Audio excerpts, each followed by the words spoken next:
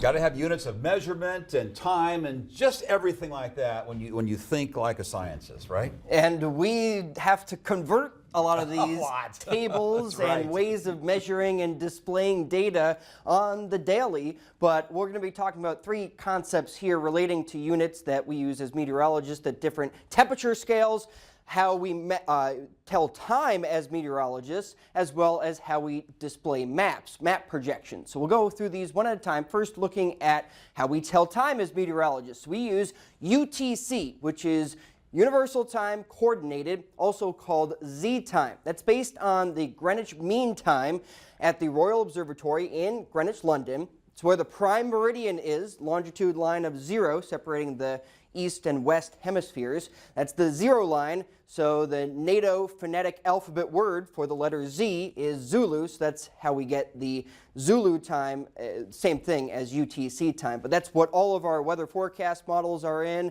All of the weather data behind the scenes is in Z time or UTC time because it's the international time standard for taking weather observations as well as for defining the time for forecast products worldwide. So that's why it has to be an international standard based on that prime meridian that's over London, and that's at 0 at midnight. And then since we're in the Western Hemisphere, we need to subtract several hours in order to get to our time zone.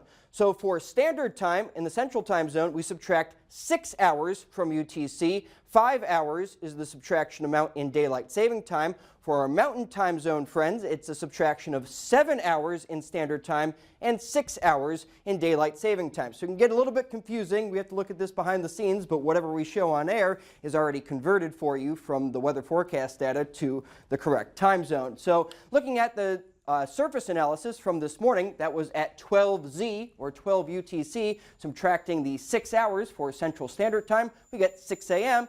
or 5 a.m. Mountain Time. And then the latest observation at 18Z would be converted to 12 p.m. Central Time or 11 a.m. Mountain Standard Time.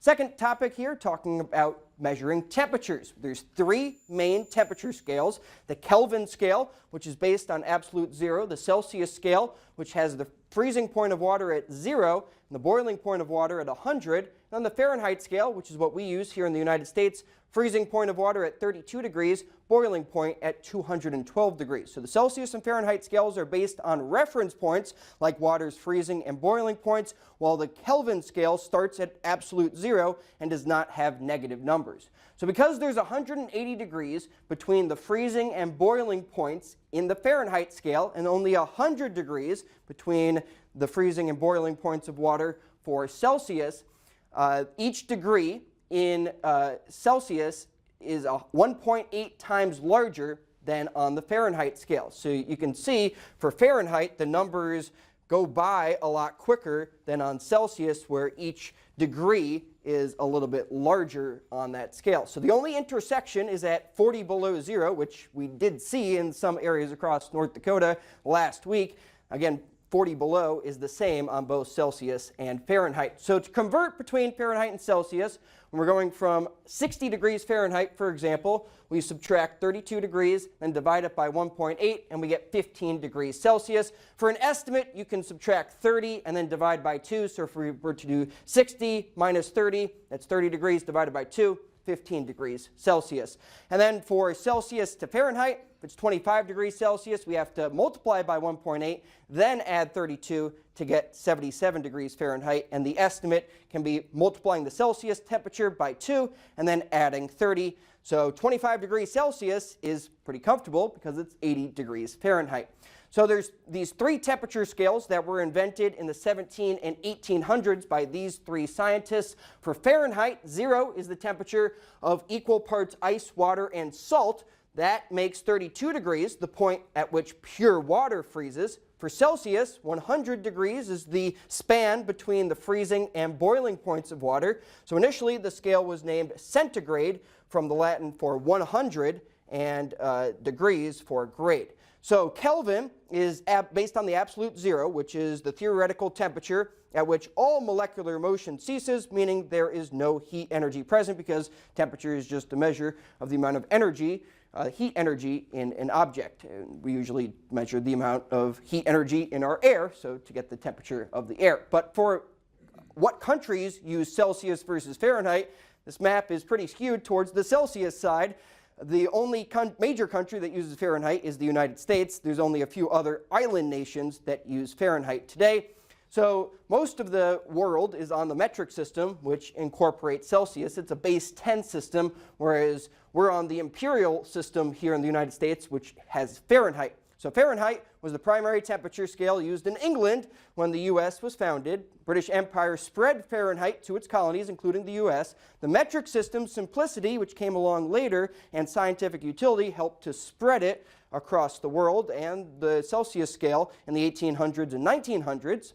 Actually, here in the United States, Congress set up the metric board in 1975 to try to convert us to metric, but the public did not want to change from Fahrenheit to Celsius. Finally, briefly talking about map projections, because it's very difficult to take the spherical Earth and put it on a flat surface. Think about peeling an orange in one piece and trying to put that down on a flat surface.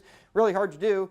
And for maps, it's impossible without having some distortion. So for meteorology, the most common map projection is Mercator. That's particularly true for weather maps near the equator, as it minimizes the distortion in the areas around the equator, making it ideal for tracking tropical storms and hurricanes. So for that Mercator projection, latitude and longitude lines are perfectly straight, north-south, east-west, preserving the compass directions as weather systems move.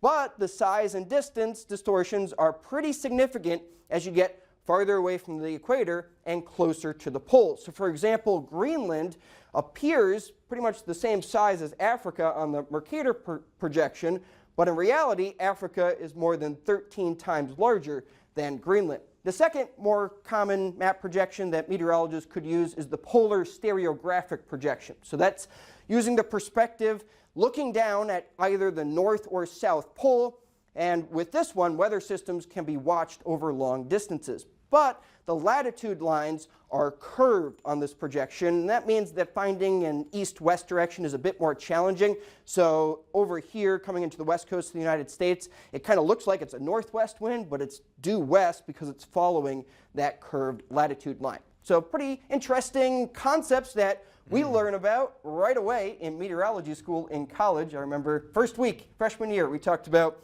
how we measure time, that's UTC or Zulu time, the map projections, as well as how we measure temperature and convert between Celsius and Fahrenheit especially. Good stuff. And we got all that, right? I mean, that proves right there, without a shadow of doubt, the Earth is not flat. It's simply not flat. No, and so how anybody can be a flat earther is just out of this world. And crazy. That we're pretty good at math. I think we it are proves that a little bit. I think I just realized why I didn't go into meteorology. But you know, if the Earth were flat, it would all just be geometry and just simple things, right? But you got that sphere, you got calculus, yeah, and you it's know, tough. It is a little Glad tough, you guys are right? smarter than me. Thank you, Jacob. You're welcome. Stay